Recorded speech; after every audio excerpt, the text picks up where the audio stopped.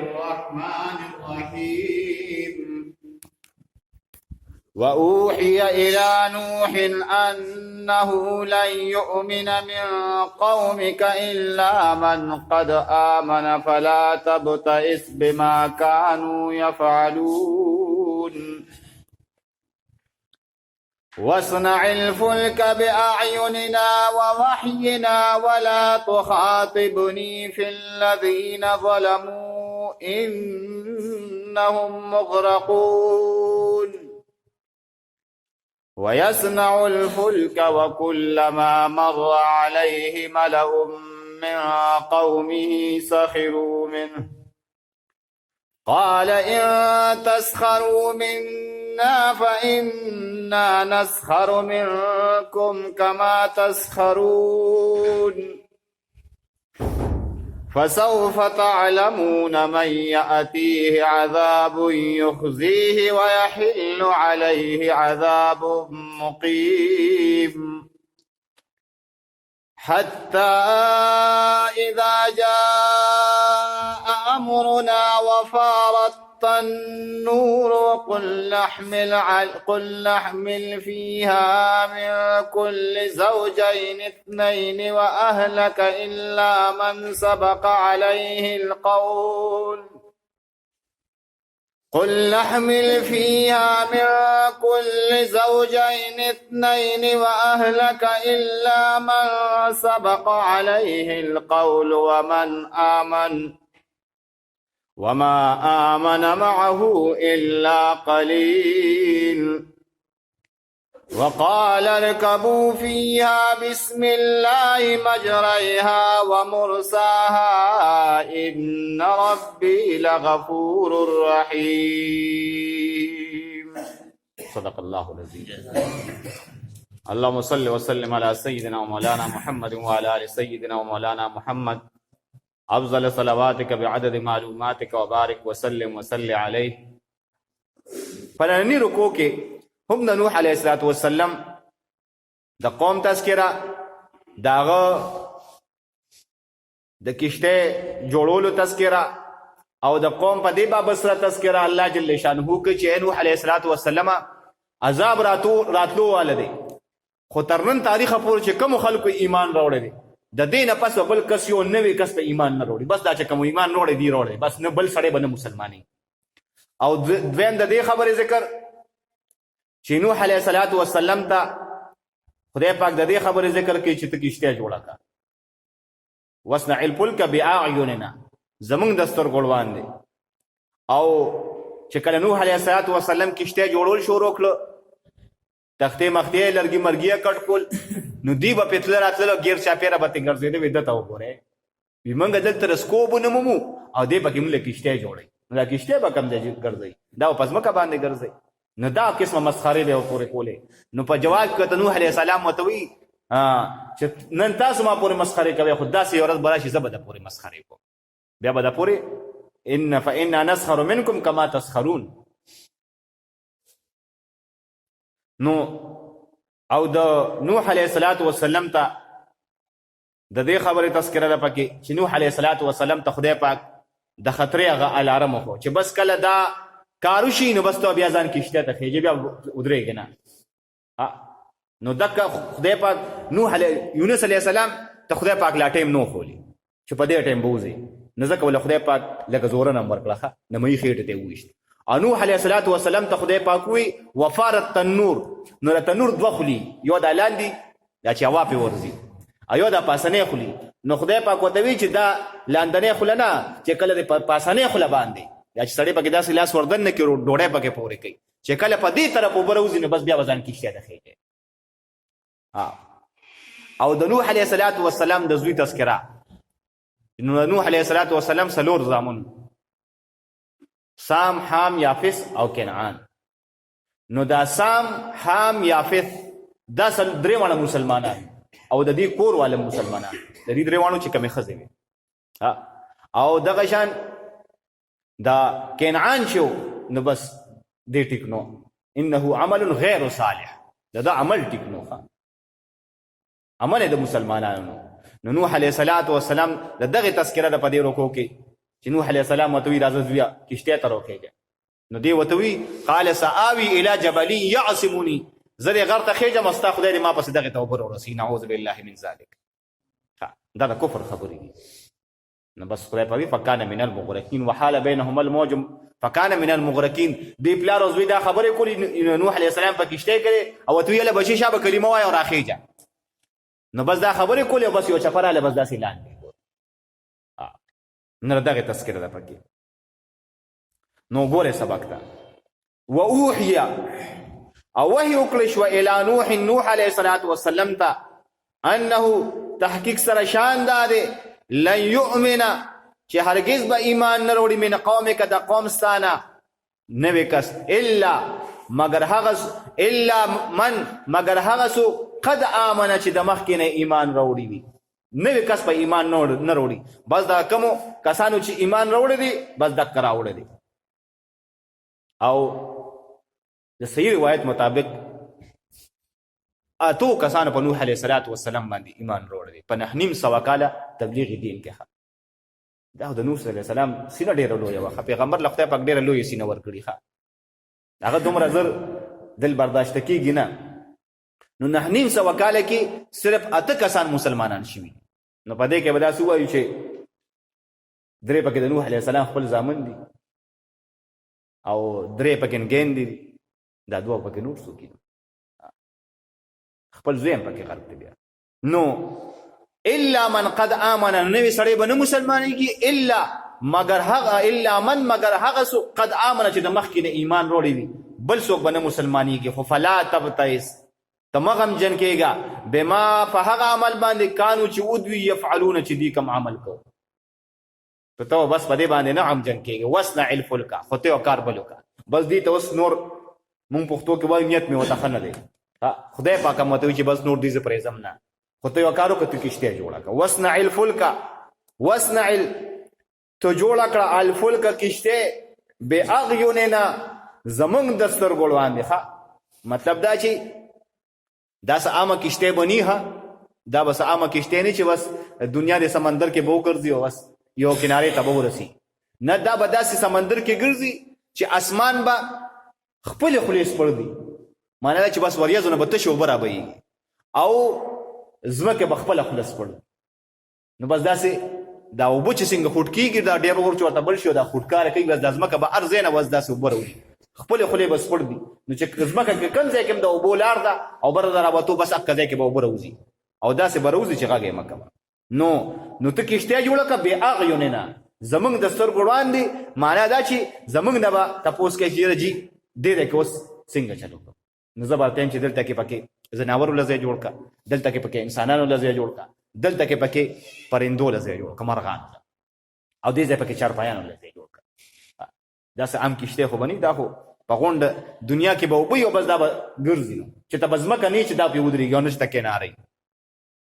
ووحینا، او په وحي زمونږ باندې جوړه کړه. نو باعیوننا معنا دا چې زمونږ د نګرانۍ لاندې جوړه کړه، زمونږ د نګرانۍ لاندې جوړه کړه. ولا تخاطبني، او خبره مه کوه زما سره فی الذین، په حق د هغه کسانو کې ظلمو چې هغوی زیاتې کړی دي. ځکه د پیغمبر طبیعت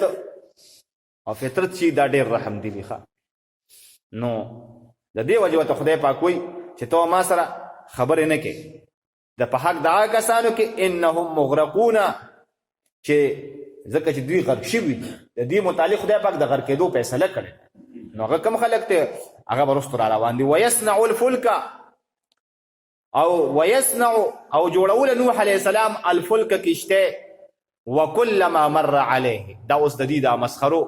او د هغه ټوکو تذکره چې دی به نوح علیه السلام پورې ټوکې کولې. وکلما، او کله چې به مر علیه تېرېده په د باندې ملأ من قومه، یو ډله د قوم د نوح علیه السلام نه، نو سخروا منه، د پورې به ټوکې کولې. او څه به وي چې موږ د څکلو اوبه نه مومو، دې پکې کشتۍ جوړوي، دا کشتۍ به دې کوم ځای ګرځوي، په ځمکه به یې راکاږي لکه د وړو په شان به ورته پړی اچولي. نه، خدای پاک وایي ملأ من قومه سخروا منه، چې د پورې به مسخرې کولې. نو قال نوح علیه السلام ورته ان تسخروا منا، که تاسو مسخرې کوئ مونږ پورې نو فإنا نسخر منکم مونږ به تاسو پورې مسخرې کوو کما تسخرونه چې کله لکه څنګه تاسو مونږ پورې مسخرې کوئ په کوم وخت کې دا چې کله عذاب کې ګیر شي نو بیا به ته مونږ پښتو کې وایي اوس څنګه چلې اوس ګیرې که نه که شیرې خو ګیرې نو بیا به ته مونږ وایي چې اوس ګیرې اوس څنګه چلې د خدای پاک د عذاب د لاندې راغلی ځان خلاص کړې که نه او تاسو به دغه وخت کې فریادونه کوئ نو فسوف تعلمون پس زر ده چې او به پیژنئ تاسو من هغه څوک یاتیه چې راځي به دته عذاب یخزیه رسوا کوونکي او شرمونکي عذاب ویحل او نازلیږي به علیه د باندې عذاب مقیم عذاب همیشه والی دایمي عذاب به په د باندې نازل شي حتی اذا جاء امرنا حتی تر دې پورې اذا جاء چې راشي امرنا حکم زمونږه امرنا حکم زمونږه معنا دا چې عذاب زمونږه راشي وفارت تنور او په خوله راوځي تنور نو تنور هم بعینه هم زموږ د پښتو دا تنور دی دا چې کوم پکې موږ ډوډۍ پورې کوو دا د نوح علیه الصلاة والسلام په کور کې دننه او دا کوی نن سبا کتابونو لیکلي دي چې دا په کوفه کې سعد ابن ابي وقاص رضی الله عنه د عمر رضی الله عنه په دور کې چې دغه علاقه فتح کړه نو هغه دغه کې یو جماعت جوړ کړو او هغه جماعت کې بیا وروستو حضرت علي کرم الله وجهه شهید شم دی چې یو شي ورپسې راغی او په مانځه کې په محراب کې دننه شهید کو نو د دغه جماعت په صحن کې هغه کوی راغلی دی کتابونه لیکلي او دغه جماعت د صحن چې د نوح علیه الصلاة والسلام کور نو وفارت تنور فخله راووت تنور ځکه چې دا خو داسې اوبه نه وي دا خو د عذاب اوبه وي که نه نو بس د لاندې غړی نه ځایولي پاس په مورۍ باندې راووت وفارت تنور او په خوله راووت تنور قلنا نو مونږ وي احمل سوارکه فیها په دې کشتۍ کې من کل زوجین اثنین در هر نوع نه جوړه د هر قسمه زناور نه جوړه یو نر یو ښځه دا ولې چې نسل باقي پاتې شي او نور بس پرېږده بس نو دا ټول زناور نوح علیه الصلاة والسلام ته بس خدای پاک ول زړه کې راواچو د نوح علیه الصلاة والسلام خواله راغله نو بس نوح علیه السلام به د هر نوع نه یو جوړه خېجوله د هر نوع نه یو جوړه خېجوله کشتۍ ته نو ځکه ورته خو دا ګوره دا دونه زناور چې پکې ځایول نو داسې عامه کشتۍ خو نه وه چې بس کشتۍ به ګیر شاپېره به یې تختې نه دی کوله باقاعده خدای پاک ورته ځکه وایي چې بې اغیون نه زموږ د نګرانۍ لاندې به یې جوړې ځکه دی که موږ تا ته ښیو چې انسانانو له پکې څنګه حال جوړې د زناورو له پکې څنګه حال جوړې او د مرغانو له پکې څنګه پروګرام کې او داسې حشرات الارض نو فسوف تعلمون من یاتیه حتی اذا جاء امرنا وفارت التنور قلنا نو موږ وی احمل فيها سوارک دی کشته کې من کل زوجین اثنین د هر نوع زناورنا زوجین اثنین جوړه واهلک او خپل خاندان والم سوارک واهلک خپل خاندان والم سوارک الا من مگر هغه څوک نه سبق علیه القول سبق چې د مخکې ثابت شوی دی علیه پاغه باندې القول فیصله د هلاک کېدو فیصله د هلاک کېدو په شوی ده نو هغه څوک بدن سره نه سوري خو نوح علیه السلام ته ومن آمن او هغه څوک سواره که آمن چې ایمان راوړی دی ایمان راوړی نو تاسو ته ما وایي چې بس دغه اته کسانو چې په نوح علیه السلام باندې په 9.5 کاله کې ایمان راوړی دی وما آمن معه او ایمان نه راوړی ایمان نو راوړی معه د نوح علیه السلام سره الا قلیل مگر لږ خلک نو دغه اته کسان وقال او یا الله تعالی ارکبوا سوارشه فی هذه کشته کې بسم الله پنوم د الله مجرها روانه دل ددی و مرساها او در دل ددی ان ربی لغفور رحیم او دا د کشته دوام ده چې کشته ته ورخه جنو دا دوا بسم الله مجرها و مرساها ان ربی لغفور رحیم نو و مرساها او در دل ددی کشته ان ربی تحقیق سره رب زما لغفور یقینا بخون کې رحیم او مهربان ده وهي تجري بهم في موج كالجبال وهي او دا کشته تجري روانه وا بهم د دوی سره معنا چې بس دی په کې سوارو او روانه وا في موج پچپو کې کالجبال پشان د غرونو نو سمندر ته چې د چپو ته چې صرف سړی وګوري نو دا سمندر خو د دنیا په یو حصه کې دی خو چې دا ټوله دنیا سمندر دی د هغې چپې به بیا سیند دی او نو وهي تجري بهم دا کشته روانه وه دوی سره فی موجن په دې چپو کې کل جبال په شان د غرونو ونادا نو اوس دا جمله چې دا د نوح علیه الصلاة والسلام د زوی متعلق ده د کنعان ونادا او आवाज وکړ نوح علیه السلام ابنه خپل زوی ته وکانا فی دا نوح علیه السلام دا زوی فی معزل په یو جانب باندې ولاړ دی داسې یو طرف ته ولاړو او ټول خلک دا نوح علیه الصلاة والسلام سره چې دا کم کسانو یا دا زناورو دی لګیا کشتۍ ته ختل نوح علیه السلام وکانا فی معزل دی ولاړو په یو جانب باندې نوح علیه السلام ورته وی یا بنی او بچیا ارکب معنا راسور شه زمونږ سره ارکب معنا راسور شه زمونږ سره ولا تکم مع الکافرین او ته مه کېږه د کافرانو ملګری دوی سره کېږه مه راوخېږه نو هغه ورته جواب کې څه وایي قاله اووی دی کنعان سآوي آوي منه ځای نیول پناه نیول سآوي زر ده چې زه به ځای ونیسم پناه به ونیسم الی جبل یو غر ده زه دې غر ته خېږم او اکه وختنی خبره که ستا خدای ما پسې اوبه را رسولي شي نو دې غر دې څوکې ته راپسې راورسوي نو یعصموني چې بچ کوي به ما زه به د غر دې څوکې ته وخېږم یعصموني دا بچ کوي به ما من الماء د اوبو د غر کېدو نه هلته ما پسې چېرته اوبه را رسي نو قاله وویل نوح علیه السلام لا عاصم اليوم ای بچیا د ځانه کمکل مه جوړوه ګورئ د ځانه کمکل مه جوړوه لا عاصم اليوم نشته بچ کوونکی نن ورځ من امر الله د عذاب د الله جل شانه نه ګورئ نن څوک چاله لاس نه ورکوي ګوره نن اکه د قیامت هغه ورځ ده چې هر سړی د یو بل نه تښتي وه اوبو کې سړی داسې هم که سړی چا پسې ورشي پاله اسانه وایي لاس نه ورکوي پړې څادر ورته لرګي ورته ونیسي خو ځان نه ورکوي خو ځان ورکوي نو بس هپې زور کوي او دغه خو د عذاب وګوري نو قال لا عاصم اليوم نوح علیه السلام ورته وي نشته بچ کوونکی اليوم نن ورځ من امر الله د الله جل شانه د عذاب نه الا من مگر هغه څوک رحمه چې الله پر رحم کړی دی بس هغه څوک به بچي نو هغه څوک بچي چې خدای پر رحم کړی کشتۍ ته یې جوړې دي وحاله نو دي دا خبرې کولې وحاله وحایل شو بینهما په منځ د دې دواړو کې الموج یو چپه نو فکان من المغرقین پس شو دې د غرق شوله بس د چپې ځان سره ولاړو چا ونه لید وقیله نو بس چې کله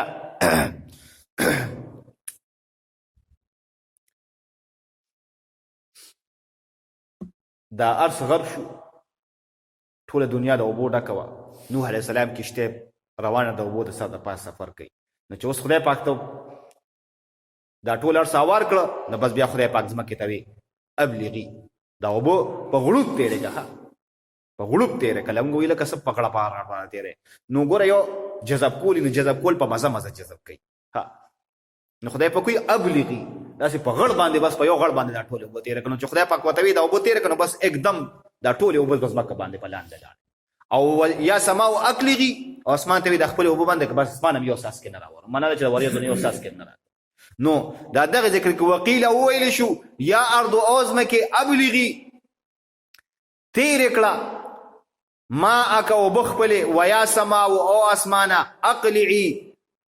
بند کړه اوبه اقلعي بند کړه اوبه وغیظ الماء نو کمې شوې اوبه وقضي الامر او فیصله شو کار نو بس خدای پاک هغې له عذاب ورکولو د عذاب په توګه پې ډک د اوبو د عذاب یې پېرولې نو فیصله شو کار واستوت